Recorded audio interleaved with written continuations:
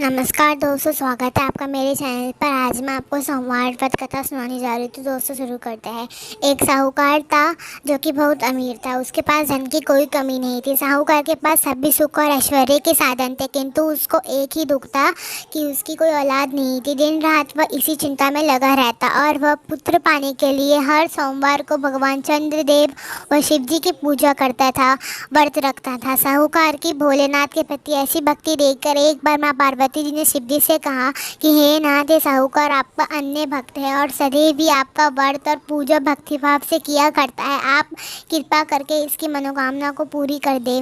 पार्वती जी के ऐसा वचन सुनकर भोलेनाथ ने माँ गौरी से कहा, हे पार्वती, ये संसार एक कर्म क्षेत्र है जहाँ जो भी जैसा कार्य करता है उसे वैसा ही फल मिलता है, अर्थात जैसा कार्य मनुष्य करता है वैसा ही परिणाम भोगता है। किंतु माता पार्वती अग्रपूर्व बोली, हे महादेव, ये आपका अन्य भक्त है। यदि इसको कोई भी दुख है तो आपका उसे अवश्य दूर करना चाहिए। यदि आप अपने भक्तों की मनोकामना पूरी नहीं करेंगे तो क्या मनुष्य आपकी भक्ति सेवा पूजा करेंगे? पार्वती जी के इस आग्रह को सुनकर शिव जी ने कहा, हे शिव, इस साहूकार के कोई पुत्र नहीं है। इसी कारण ये दिन रात चिंतित व दुखी रहता है। इसके भाग्य में संतान न होने पर भी मैं इसे पुत्र प्राप्ति के लिए वरदान देता हूँ, किंतु इसका पुत्र केवल 12 वर्ष तक ही जीवित रह सकता है। इसके बाद वह मर जाएगा।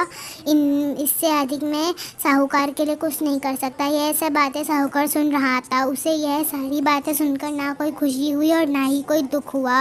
वह पूर्व व्रत शिव जी की व्रत करता रहा।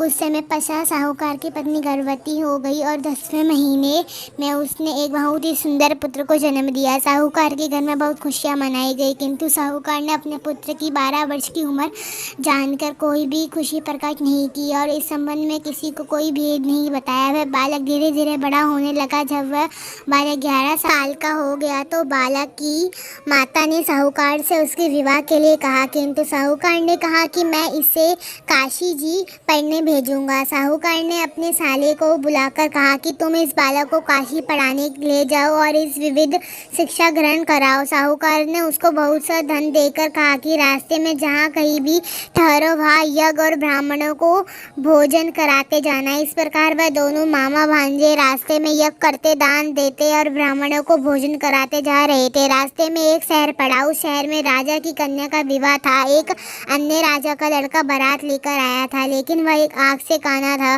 लड़के के पिता को इस बात का चिंता थी कि हर वर को देखकर कन्या के माता पिता विवाह में किसी प्रकार की अड़चन न डाले। इसी कारण जब उन्होंने साहूकार के अति सुंदर बेटे को देखा तो उसके मन में विचार आया कि क्यों ना इस लड़के से ही विवाह का कार्य पूर्ण करा लिया जाए। यह विचार कर उसने लड़के और उसके मामा से कहा कि यदि आप फेरे व कन्यादान का कार्य पूरा कर देंगे तो आपकी बड़ी कृपा होगी और हम आपको बहुत सारा धन देंगे। साहूकार के लड़के और उसके मामा ने इस बात को स्वीकार कर लिया। विवाह का काम भली प्रकार से हो गया। जब वहाँ लड़के जाने लगे तो उसके चुपके से राजकुमारी की चुन्नी पर लिख दिया कि तेरा विवाह मेरे साथ हुआ है, लेकिन जिसके साथ तुम्हें भेजा जाएगा वह एक आँख से काना है। मैं काशी जी को जा रहा हूँ। राजकुमारी ने जब इस प्रकार लिखा पाया तो उसने काने राजकुमार के साथ जाने से इनकार कर दिया और कहा कि यह मेरा पति नहीं है। मेरा विवाह जिसके साथ हुआ है वह काशी जी गया है। राजकुमारी के पिता ने यह सब